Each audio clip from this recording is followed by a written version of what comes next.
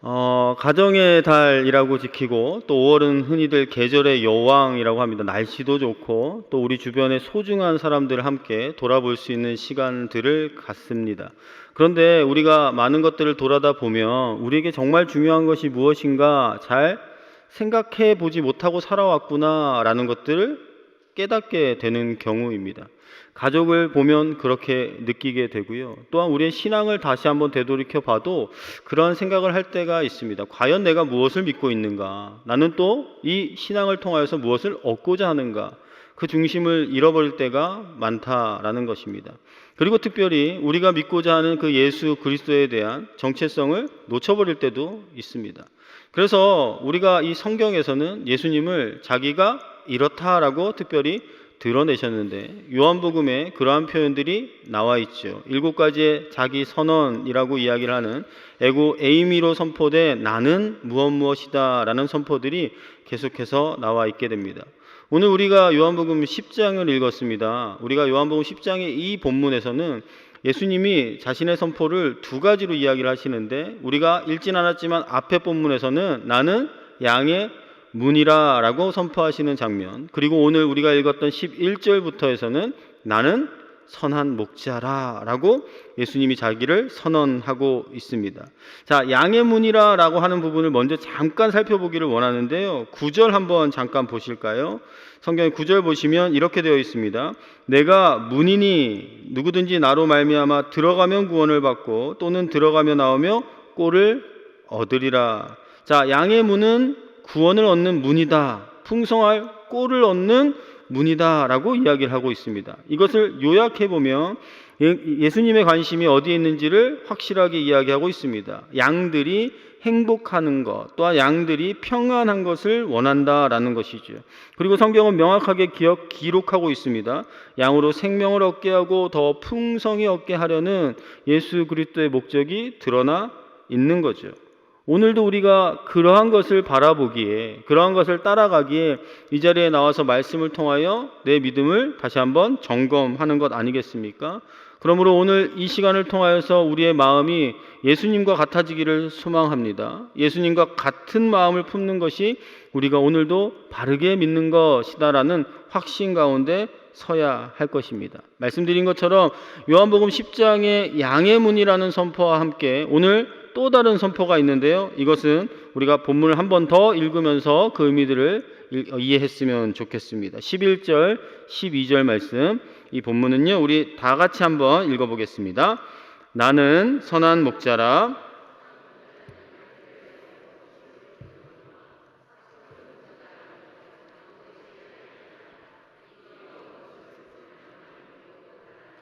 이리가 양을 물어가고 또 해치느니라. 자, 예수님의 자기 선언이 연결이 되어 있습니다. 양의 문과 오늘 선한 목자, 그러니까 예수님이 어떤 분이신가에 대해서 설명했던 것이 미흡했는지는 모르겠지만 어쨌든 자신에 대해서 다시 한번 강조하여 드러내고 있다는 것을 우리가 알 수가 있는 것이죠. 무엇이라고 이야기하고 있죠? 나는 선한 목자. 자, 여러분, 우리가 성경을 읽으면서 이 목자라는 표현들을 많이 듣습니다. 그런데 우리가 정작 이 목자에 대한 것을 머릿속에 떠올려 보면 머릿속에 잘 떠오르십니까? 안 떠오르시죠? 그렇죠? 네. 시골 살면서 정말로 들로 이렇게 산으로 정말로 가축을 쳐본 사람 아니면 목자의 삶이 무엇인지, 목자가 어떠한 감정을 가지고 있는지 우리 잘 모릅니다. 그게 정상인 거죠. 그리고 이것이 어떻게 보면 예수님께서 나는 이런 존재야 라는 비유로 설명한 것이기 때문에 우리가 그것이 어떠한 표현을 담고 있는지를 잘 생각을 해야 하고 묵상을 해야 한다라는 거죠. 그러니까 단순히 그냥 머릿속으로 그려지는 이미지뿐만 아니라 목자가 가질 수 있는 생각과 행동과 그의 삶이 그 가운데 투영되어져야지만 예수님이 선한 목자라고 선포하신 그 선포가 명확하게 내 것이 될 수 있다라는 것입니다. 사실 그렇지 않습니까? 우리가 아무리 말로 들어야 백문이 불여 일견 아닙니까? 본 것과 경험해 본 것과는 엄청난 차이가 있기 때문이죠. 그러면 우리가 이 선한 목자라는 선언과 선포를 어떻게 이해해야 할까요? 뭐 주변에 정말로 목자의 삶을 보면서 이해할 수 있는 방법도 있지만 우리가 대리적으로는 성경 가운데 그러한 기술이 되어 있던 부분들을 이해하는 것으로도 대체할 수가 있는 것이죠. 우리가 책이나 또한 여러 가지 지식들을 섭렵하면서 그것을 알 수 있는 것처럼 말이죠. 그런데 오늘 이 예수님이 자신의 선포를 선한 목자라고 이야기하고 있습니다. 그냥 목자가 아니라 선한이라는 형용사로 이 목자를 수식을 하고 있다라는 거예요. 그러면 선하다라는 뜻을 이해하는 것이 먼저 수반이 되어야겠죠. 자, 선하다라는 개념 우리가 머릿속으로 떠올릴 수 있습니다. 그리고 이것을 잘 떠올리지 않는다면 반대 개념을 머릿속에 떠올리면 선하다라는 것이 무엇인지 자연스럽게 이어지겠죠. 자, 선한 목자의 반대는 어떤 목자일까요? 네, 악한 목자, 그렇죠? 혹은 나쁜 목자라고 이야기할 수가 있을 겁니다. 그러면 선한 목자라는 것이, 자, 여러분, 악한 목자, 나쁜 목자라고 했으면 반대로 이야기하면 착한 목자, 이렇게 볼 수가 있죠. 또한 그 목자를 함에 있어서 뭔가 의도가 좋은 것이라고 생각을 해볼 수가 있다라는 겁니다. 그런데 우리가 이게 선한 것과 나쁜 것의 이미지를 먼저 불현듯 떠오르게 되면, 자, 선한 목자는 부지런하고 착하고 뭔가 열심히 있는 사람처럼 보이고, 나쁜 목자, 악한 목자는요, 성격이 괴팍하고 게으른 목자라고 우리가 떠오를 수가 있다라는 것이에요. 그런데 오늘 우리가 읽은 성경에 보면 12절에 예수님께서 나는 선한 목자라 라고 선포하신 다음에 반대의 개념을 정확하게 언급하면서 선포하고 계세요. 12절 뭐라고 이야기하고 있죠? 삭군은 목자가 아니다. 자, 여러분, 삭군은 어떤 사람을 삭군이라고 합니까? 말 그대로 삭슬 받고 일하는 사람, 그러니까 돈을 받고 일하는 사람이죠. 뭐 요즘 말로 이야기하면 월급 받는 사람 아니겠습니까? 근데 예수님은 이 삭군은 목자가 아니다 라고 이야기합니다. 그러니까 게으른 목자나 성격이 괴팍한 목자나 뭐 어떤 성실하지 않은 목자가 나쁜 목자, 선한 목자와 대비되는 것이 아니라 삭군이라고 이야기를 하고 있고요. 또한 뭐라고 이야기하냐면 이 양도 제 양이 아니다 라고 이야기를 하고 있어요. 그러니까 목자는 자기 양을 돌보는 사람이라면 삭군은 어떤 사람입니까? 돈 받고 양은 관리 정도 해주는 사람, 자기 양이 아니니까요. 그러니까 예수님께서 자신은 선한 목자라고 이야기하시면서 상대의 개념으로 삭군을 말하시는 진짜 이유가 있다라는 것을 우리가 떠올려 볼 수 있는 겁니다. 다시 설명을 드리면 선한 목자는 착한 목자, 좋은 목자라는 뜻이 아니라 반대로 삭군과 달리 진짜 목자라는 거예요. 돈을 받지 않고도 일할 수 있는, 그리고 관리만 해주는 것이 아니라 진짜 내 양을 기르는, 이것이 선한 목자의 개념이라는 것이죠. 그러니까 부지런한 목자, 게으른 목자라고 구분할 수도 없고 능력 있는 목자, 무능한 목자라고도 구분할 수가 없는 거예요. 선한 목자란 건, 그러니까 다시 한번 쉽게 설명하면 진짜 목자인 거예요. 이 개념들을 우리가 머릿속에 떠올릴 수 있어야 한다는 것이죠. 그렇다고 삭군이 무능하거나 괴팍하다라고 단정 지을 수도 없죠. 왜냐하면 삭세 대가, 돈을 받는 만큼 일하기 때문이겠죠. 중요한 개념이 뭘까요? 내가 그 양들을 어떻게 바라보느냐의 관점, 또한 어떻게 양육하느냐의 관점에 따라 목자는 선한 목자인지 아닌지가 구분이 된다라는 것입니다. 그러므로 오늘 예수님이 왜 스스로 선한 목자라고 표현을 하셨는가, 이 본문 가운데서 그 뜻을 더 구체적으로 살펴볼 수가 있는데요. 첫 번째 11절 읽었는데요. 다시 한번 보시겠습니다. 나는 선한 목자라. 선한 목자는 첫 번째 이유가 나옵니다. 뭐라고 되어 있습니까? 양들을 위하여 목숨을 버리는 목자. 자, 여러분, 목숨을 버린다, 이것이 선한 목자의 첫 번째 이유입니다. 목자가 양을 사랑합니다. 그래서 목숨을 버릴 만큼 헌신하는 목자가 과연 있을까요?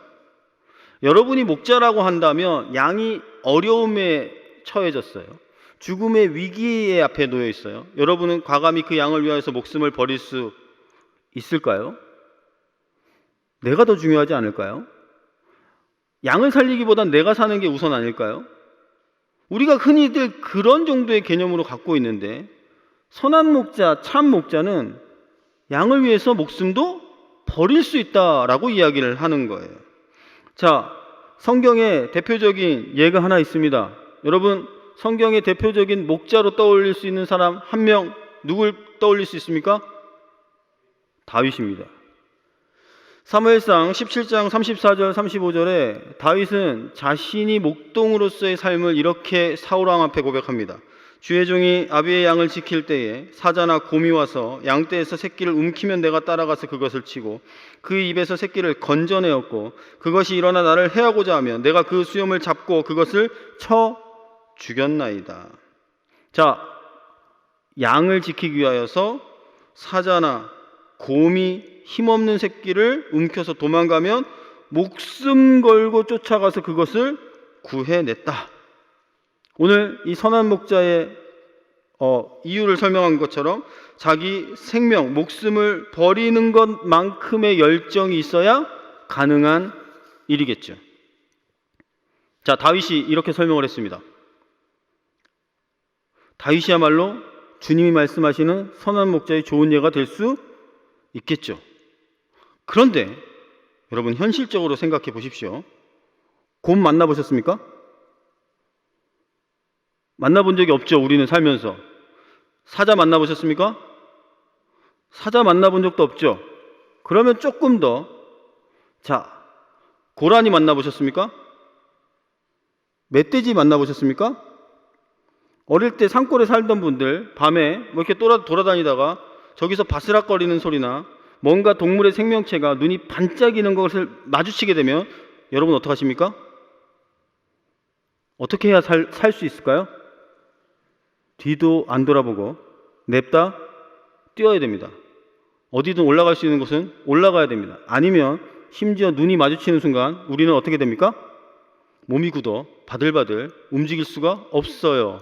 그냥 몸에 털만 쭈뼛 설 뿐 내가 할 수 있는 게 아무것도 없다고요. 근데 다윗은 곰 앞에서도 사자 앞에서도 그렇게 했다? 달려가서 입을 벌려 양을 끌어내고 수염을 잘랐다?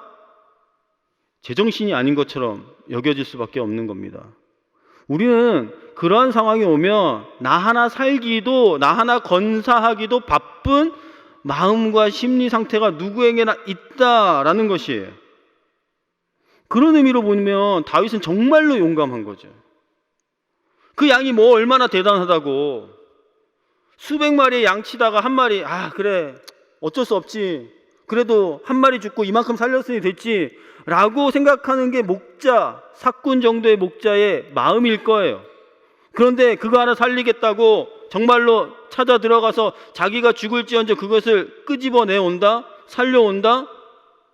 보통 용기 아니면, 또한 보통 이상의 뭔가 이 싸울 수 있는 능력을 갖지 않는 이상 해낼 수가 없는 거죠. 여러분, 부모로서 아이들을 양육할 때도 그렇지 않습니까? 여러분, 아이들 정말 사랑스럽잖아요. 정말 예쁘게 키웠잖아요. 근데 그 아이가 위험에 놓여지게 되면 여러분, 아이를 먼저 살릴까요? 내가 먼저 살려야 할까요? 제가 한때 미흡했던 적이 있습니다. 제가 아버지로서 아이들을 양육을 하는데 저는 물을 무서워해요. 5학년 때 강에 빠져 죽을 뻔한 한 번의 안 좋은 기억이 있어서 웬만하면 물에 들어가질 않습니다. 근데 여름 휴가 때 이렇게 보통 이렇게 우리가 바닷가에 가면 그런 거 하잖아요. 물속에 들어가서 이렇게 뭐 열대어 같은 거 보고 낚시도 하고. 근데 저는 무서워서 물에 못 들어가니까 제 아내는 물에 들어가 있고 막 열대어도 보고 저는 옆에서 이렇게 낚시만 하고 있었거든요. 근데 저희 첫째 하나 있을 때, 꼬맹이 때 이게 튜브에 앉혀서 이렇게 물에 띄워놨는데 이게 파도가 일면 어떻게 되냐면 튜브가 점점 멀리 떠내려가는 거예요. 아내는 물속에서 열대어를 보고 있고 저는 낚시를 하고 있고 애는 떠내려가고. 그럼 어떤 상황이 되어야 됩니까? 그 아이를 잡아야 될 거 아닙니까? 아버지잖아요. 잡아야 되는데 선뜻 용기가 안 나는 거예요. 뭐 때문에?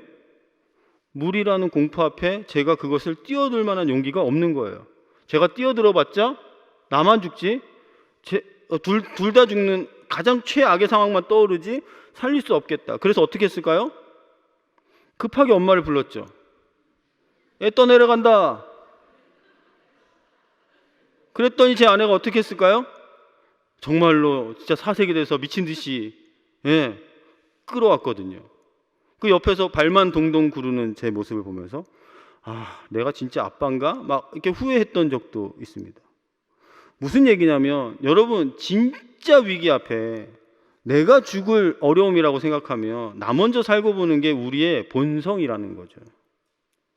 진짜 제가 사는 게 낫다라는 마음이 들기까지는 우리가 쉽사리 마음이 변하지 않는다라는 것이, 그만큼의 헌신과 사랑이 생겨나기까지는 정말로 내가 배 아파 낳은 자식이 아니고서는 그러한 용기가 나올 수가 없다라는 거죠. 여러분, 예수님이 선한 목자라고 한 데는 그것을 뛰어넘는 사랑이 있는 겁니다. 목숨을 버리는 사랑, 그냥 우리가 하도 예수님의 사랑이 자기의 목숨까지도 주신 사랑, 십자가에 우리를 위해 죽으신 사랑 하니까 이제는 더 이상 감동이 없는 것처럼 여겨질 수 있지만, 그것이야말로 우리가 볼 수 있는 이 세상에서 할 수 있는 가장 고귀한 사랑의 모습을 담고 있는 것이라는 것을 우리 명확하게 기억해야 한다는 것이에요. 예수님이 그러한 목자라고 우리에게 오늘도 말씀하시는 겁니다. 자기 목숨을 버리면서까지 양을 위해서 싸우는 목자. 오늘 우리가 읽은 11절에서 18절까지의 말씀에 이 목숨을 버린다는 내용이요 4번이나 반복이 되고 있습니다. 그만큼 계속해서 강조하고 있는 거예요. 내가 이 사랑 때문에 목숨을 버릴 수도 있는 이 용기를 가질 수 있는 사랑 때문에 내가 우리를 구원하기 위하여 이 땅에 오셨다고 말이죠. 그러니 우리는 이 말씀을 그냥 가볍게 넘길 수는 없는 겁니다. 진지하게 마음으로 받고 정말로 주님이 자기 생명보다 우리를 사랑하시는가, 그 사랑을 늘 되새겨 가야 할 필요가 있는 것이죠. 예수님은 그렇게 할 수밖에 없었거든요. 죄와 사망의 그 모든 골짜기, 소나기에서 우리를 구원하시기 위하여서는 생명을 바치지 아니하시면 안 되었기 때문에 그 사랑으로 우리를 살리셨다라는 것이에요. 그러니 우리가 오늘 이 예수님의 나는 선한 목자라는 선포는 그의 모든 사랑이 포함되어 있는 가장 고귀한 고백이라고 느끼실 수 있어야 한다는 것입니다. 여러분, 우리가 가정의 달이잖아요. 그러면 이게 서로 이야기를 어린이날은 어린이날 축복해주고 자녀들을, 또 어버이날은 또 부모로서 또 우리 낳아준 부모님에게 이 사랑을 이렇게 보답하는데, 저희 집에도 아이들이 있다 보니까 이제 아이들이 조금 크니까 어버이날이라고 막 이렇게 편지도 쓰고 뭐 필요한 게 있는지 물어보기도 하고 이렇게 갖고 와요. 저희 막내가 전화가 왔습니다. 아빠 뭐 좋아해? 뻔히 보이는 거죠. 그날 어버이날이었거든요. 그래서 난 너 좋아해 그랬죠. 아니, 그런 게 아니래요. 물건을 얘기하래요. 그래서 아빠는 요즘 자동차를 좋아해 그랬죠. 그랬더니 그거는 할 수가 없대요. 그래서 좀 싼 거를 얘기해 보래요. 그래서 필요 없다, 난 너만 오면 돼, 빨리 와, 이렇게 얘기했는데 자기 딴에 아빠가 그동안 관심이 있고 좋아 보이는 것을 뭔가를 하나 사갖고 왔어요. 근데 딱 보는 순간 제 마음에 들었을까요? 안 들었을까요? 안 들어요. 저는 저걸 절대 쓰지 않아요. 근데 그 마음이 너무 기특하잖아요. 너무 예쁘잖아요. 그러니까 뭔가를 더 하나 해주고 싶고, 오히려 선물을 샀던 만큼의 용돈을 다시 주고 싶은 마음이 그냥 막 들더라고요. 근데 이게 처음부터 그랬던가? 아니, 이게 자신의 모습을 이렇게 반추해서 살펴보면 아무리 정성을 쏟아도 정말로 고마운 줄 잘 모르고 할 줄 아는 유일한 것이라면 그냥 기분에 안 맞으면 자기네 마음대로 성질 부리기나 했던 이런 애들인데, 그래도 어버이날로 이렇게 생각하는 거 보면 기특하다라는 생각 정도는 들어요. 근데 그 다음날 되면 그 모습은 온데간데 사라지고, 아까 말씀드렸던 것처럼 또 기분에 따라 뭐 아빠가 이 세상에서 제일 싫다느니 뭐 그런 막 이렇게 비난의 말, 막 이렇게 저주의 말들 퍼부으면서 살아가시잖아요. 가정에서 그러시죠? 아닙니까? 아직까지는 좀 사랑이 남아 계십니까? 예수님께서 우리에게 이야기를 하실 때 우리는 예수님이 나는 선한 목자라는 이러한 선포가 사실은 우리가 별반 대수롭지 않게 여겨질 때가 많다라는 건, 우리가 정말 중요함을 놓치고 살아갈 때가 아닌가라는 생각을 해 봅니다. 나는 너를 사랑해. 하나님이 우리를 사랑하셔서 하나님은 사랑이시라 라는 이러한 고백이 우리가 왜 우리의 삶에서 더 이상 가슴 뛰게 하지 못하고 내가 살아가는 이유와 목적이 되지 못한다라고 느낄까요? 내가 정말로 이 사랑을 제대로 알지 못하기 때문이 아닌가라는 생각들을 해보게 된다라는 겁니다. 우리가 오늘 이 말씀을 통하여서도 사실은 그러한 모습들로 성장되어 갈 수 있기를 축복합니다. 어린아이와 같은 영적인 미숙아에 머물러 있는 것이 아니라 우리가 이 담담한 선포에도 그 사랑이 너무나도 강하게 느껴져서 그 이름만 들어도 그 이름만 불러도 벌써 그 사랑이 내 가슴에 가득 차오르는 것 같은 감동, 그것이 우리의 신앙의 본 모습이 되어야 한다는 것이죠. 여러분들 아버지, 어머니의 이름만 불러도 벌써 마음이 뭉클하지 않으십니까? 무엇 때문에 그러십니까? 그 사랑을 알기 때문에 그러는 것 아닙니까? 우리에게 주님의 이름이, 하나님의 이름이 불려질 때 동일한 마음들이 있게 되기를 주님의 이름으로 축복합니다. 그러므로 오늘 이 예수님의 나는 선한 목자라는 선포가 다시 한번 우리의 감정을 뒤집어 놓고 생각을 새롭게 하고 우리의 더러운 죄와 관련된 모든 것들을 걸러내고 예수님의 사랑으로 감동되어서 하나님의 자녀로서의 능력과 은혜와 지혜를 회복해 하는 귀한 믿음이 될 수 있기를 소망합니다. 또한 이 예수님의 나는 선한 목자라는 표현은 14절을 말씀을 통하여서 또 그 이유를 알 수가 있는데요. 14절 말씀도 함께 읽어보겠습니다. 시작. 나는 선한 목자라. 나는 내 양을 알고 양도 나를 아는 것이. 자, 여기 보니까 안다라는 표현으로 이야기를 합니다. 여기 아는 건 그냥 지식적인 아는 것이 아니죠. 자, 사꾼 목자도 양이 몇 마리인지, 나이가 몇 살인지, 저게 암놈인지 순놈인지, 새끼는 뱉는지 안 뱉는지 다 알 수 있죠. 예수님이 안다고 하시는 표현은 뭘까요? 정말로 양들의 마음을 아는 겁니다. 양들의 처지를 아는 거죠. 그 마음을 속속들이 알아준다. 알되 다 아시는 거예요. 15절 말씀 계속 보실까요? 아버지께서 나를 아시고 내가 아버지를 아는 것 같이 나는 양을 위하여 목숨을 버리노라. 그 양을 알기 때문에 내가 목숨을 버릴 수 있다라는 거죠. 그가 이 목숨을 버리지 않으면 살 수 없기에 가감히 그 목숨도 내어놓을 수 있다라는 것이죠. 예수님이 우리를 아는 것을 하나님 아버지가 예수님을 아시는 것에 비유하고 있죠. 자, 여러분, 예수님은 곧 하나님이시다라는 사실을 우리 알 수 있습니다. 삼위일체 한 분 하나님 아닙니까? 그러니까 두 분 사이에는 교리적으로 봐도 어떤 간격이나 흠이 존재하지 않습니다. 완벽하게 하나이시기 때문이죠. 근데 그건 무슨 얘기예요? 완전히 안다라는 거죠. 속에 무엇을 품었는지 그것까지도 다 알고 있다라는 겁니다. 인간적인 논리로 이해할 수는 없는 거지만 그만큼 우리를 아시는 분이 누구밖에 없다라는 겁니까? 예수님밖에 없다라는 것이에요. 여러분, 옆 사람 이렇게 한번 슬쩍 보시겠어요? 무슨 생각, 무슨 마음인지 아세요?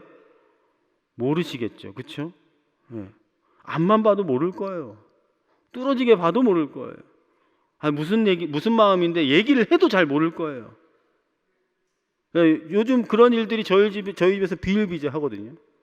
아이들이 자기의 마음을 막 얘기를 하는데 부모들이 듣습니까, 안 듣습니까? 잘 안 들어요. 뭐 공부가 어떠니, 진로가 어떠니, 요즘 만나는 친구들의 관계는 어떠니 막 얘기를 하면 부모들은 무슨 생각하죠? 부모의 기준과 부모의 판단으로 그거를 평가하잖아요. 야, 그건 네가 잘못했고, 야, 그건 걔가 잘못했다. 야, 근데 너는 무슨 생각? 뭐 이렇게 얘기를 한다고 되는 거죠. 왜요? 그러한 이야기에서, 그러한 연유에서 이야기를 한 게 아닌데 우리가 그 마음을 다 알지 못하니 그것을 제대로 받아주지 못하는 거죠. 요즘 우리 주변에 그러한 일들이 너무나도 많다는 거 잘 알고 계시죠? 심리적으로, 내적으로 고통 가운데 있는 사람들이 얼마나 많습니까? 여러분, 주변에 공황장애라고 약을 복용하시는 분들 보신 적 있으세요? 너무 많습니다. 주변에 너무 많더라고요. 그게 얼마나 어려웠으면 그렇게라도 자신을 지켜내야 하는 여러 가지 문제 가운데 직면하고 있다는 것 아니겠습니까? 그게 그 사람의 문제가 아니라 우리도 겪을 수 있는 이제는 너무 일반화된 사회의 면모라는 겁니다. 근데 그것을 뛰어넘을 수 있다면 가장 좋겠죠. 근데 오늘 주님께서 이야기하시는 것이 뭐예요? 하나님이 나를 아는 것처럼 나도 그 양을 아는 선한 목자라고 이야기하는 겁니다. 여러분, 우리가 정말로 나를 이해해 줄 수 있는 분은 예수 그리스도밖에 없다라는 사실에 믿음으로 화답하셨으면 좋겠습니다. 이것이 우리에게 있어서 참으로 큰 은혜라고 여기셨으면 좋겠어요. 그냥 가끔 내 마음 좀 알아주는 사람이 있었으면 좋겠다라고 그냥 그렇게 치부하고 넘어가는 것이 아니라 진짜 아시는 분이 계시다니까요. 그 성경에 기록되어 있는 이 예수 그리스도께서 우리의 선한 목자가 되셔서 우리의 모든 것을 아시고 그 아시기 때문에 그것을 위하여 목숨을 버릴 수도 있다라고 말씀을 하고 있지 않습니까? 그러므로 여러분, 다른 것에 기대지 마시고 선한 목자 대신 주님께 맡기시기를 간절히 원합니다. 내가 어디 마음 둘 곳 없고 속사정을 일일이 얘기할 수 없다고요? 주님을 찾으십시오. 주님께 나아가십시오. 나보다 나를 더 잘 아시는 주님. 우리가 그냥 단순히 찬양의 가사처럼만 읊는 것이 아니라 진짜 아시는 그 주님과 동행하는 복된 삶 되시기를 간절히 원합니다.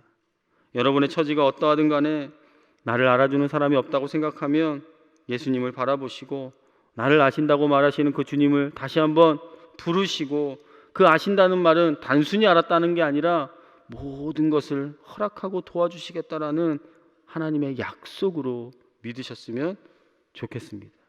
그러므로 우리가 할 일은 오늘 이 세상을 살아가면서 우리를 좌절시키는 그 일들을 통하여서 절망하는 것이 아니라 주님을 신뢰하는 것, 주님께 아뢰는 것, 그것이 우리에게 있어야 할 것입니다. 빌립보서 4장 6절에서 7절 말씀, 너무나도 잘 아시는 말씀이시죠? 우리 한번 읽어볼까요? 시작. 아무것도 염려하지 말고 오직 모든 일에 기도와 간구로 너희 구할 것을 감사함으로 하나님께 아뢰라. 그리하면 모든 지각에 뛰어난 하나님의 평강이 그리스도 예수 안에서 너희 마음과 생각을 지키시리라. 아멘. 여러분, 주님은 우리를 가장 잘 아시는 분입니다. 우리의 마음과 생각을 지키시는 분이고 또한 그분이 우리를 인도해 나아가시는 것입니다.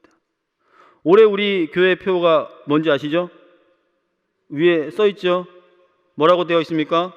눈을 들어 주의 역사를 보라. 이게 무슨 뜻이죠? 마음이 어려우면 주님을 찾아 주님께 기도하고 주님께 간구하며 주님의 살아계심이 드러난다는 가장 희망찬 메시지 아닙니까? 근데 우리는 그것을 놓치고 살 때가 너무나도 많다라는 거죠. 우리를 누구보다 잘 아시는 선한 목자 되시는 주님과 가장 밀접하게 살아내는, 교제하는 저와 여러분 될 수 있기를 간절히 원합니다. 마지막 세 번째로는요, 또한 우리 예수님이 선한 목자라고 말씀하신 이유 16절 말씀입니다. 또 이 우리에 들지 아니한 다른 양들이 내게 있어 내가 인도하여 할 터이니 그들도 내 음성을 듣고 한 무리가 되어 한 목자에게 있으리라. 자, 여기 보니까 우리에 들지 아니한 양들까지도 예수님이 그들을 위하여 목자의 역할을 감당하시겠다라는 겁니다. 무슨 얘기입니까? 이미 나의 목자, 그러니까 우리 안에 있는 양으로서의 목자가 아니라 들지 못한 양을 위하여서도. 자, 17절 18절도 계속해서 읽어보면 좋을 것 같은데요. 내가 내 목숨을 버리는 것은 그것을 내가 다시 얻기 위함이니 이로 말미암아 아버지께서 나를 사랑하시느니라. 이를 내게서 빼앗는 자가 있는 것이 아니라 내가 스스로 버리노라. 나는 버릴 권세도 있고 다시 얻을 권세도 있으니 이 계명은 내 아버지에게서 받았노라 하시니라. 자, 여러분 생각해 보십시오. 우리의 들지 아니한 양들, 그들을 세우는 거, 그들을 구원하는 것은 쉽지 않은 일이죠. 더 큰 대가를 치러야 하는 겁니다. 그런데 그 대가를 치르겠다라고 말씀하시는 거예요. 어떻게요? 스스로 자원하여 내가 그들을 위하여 목숨을 버린다 라고 말씀하고 계십니다. 자, 이게 무슨 이야기입니까? 하나님께서는 한 사람도 제외 없이 모든 이들을 구원하고 싶다라는 말씀을 보여주신 거죠. 우리는 누구의 구원을 위해서 애를 쓰고 살아갑니까? 나와 내 가족? 그것으로 만족하십니까? 그것이 아니라 우리가 선한 목자 되신 주님을 따라간다면 주님이 원하시는 곳까지 우리가 우리의 초점을 옮겨가야 할 필요도 있다는 것이죠. 더 우리의 눈을 확장하여 눈을 열어 주님이 원하시는 곳까지 나아갈 수 있어야 한다라는 것이에요. 그리고 여기서 가장 중요한 주님의 원리를 발견하죠. 내가 스스로 버린다. 마지못해서 할 수 없어서 억지로 빼앗기는 것이 아니라 스스로 기쁨으로 자원함으로 한다라는 것이에요. 이와 같은 예수님의 마음이 우리의 마음 되기를 간절히 원합니다. 여러분, 믿음 생활, 신앙 생활 돌이켜보면서 이 예수님의 마음이 우리에게 닿아야 합니다. 우리가 시간 쓰고 돈 쓰고 마음 쓰고 수고하고 봉사하면서 어떤 마음들을 계속해서 유지하고 계세요? 우리가 믿음 생활하면서 뭐 했는데 라고 끝나면 안 되고 뭐 했음에도 불구하고 라는 마음이 주님을 닮을 수 있는 가장 첫 번째 마음이라는 사실이죠. 누구에게 보여주기 위한 것이 아니라, 누구에게 인정받기 위한 것이 아니라, 내가 누가 알아주지 않는다라고 할지라도 주님 나를 아시니 내가 마땅히 그 일들을 감당할 수 있는 믿음이 되도록 우리 함께 노력하고 기도해야 한다라는 것입니다. 그러므로 우리 안에 그러한 모습들이 더 많아져 가기를 간절히 소망합니다. 그래서 누구를 만나던 오늘 처음에 그렇게 인사하지 않았습니까? 우리 아버지를 뵙는 것 같이, 어머니를 뵙는 것 같이, 삼촌과 이모를 만나는 것 같이 정말로 기쁜 마음으로 우리 교회 공동체가 정말로 주님 안에 예수 그리스도를 선한 목자로 모시고 살아갈 수 있는 아름다운 공동체로 거듭날 수 있기를 바랍니다. 자기의 생명보다 우리를 더 사랑하시는 선한 목자, 나의 깊은 속사정까지 다 알고 모든 것을 이해해 주시는 그 선한 목자, 그리고 그 일들을 위하여 목숨을 아끼지 아니하시고 또한 눈을 들어 우리의 밖에 있는 양들까지도 구원하기를 소망하시는 이 세상에 한 분밖에 없는 그 선한 목자 예수 그리스도를 소유하는 저와 여러분 될 수 있기를 간절히 원합니다. 그분이면 충분합니다. 그분이면 만족합니다. 우리 모두 그 예수 그리스도를 바라보며 이 하루도 또한 우리에게 주어진 모든 삶의 여정도 기쁨으로 주님만을 의지하며 나아갈 때 가장 큰 은혜를 누릴 수 있도록 있는 저와 여러분 될 수 있기를 주님의 이름으로 간절히 축원합니다.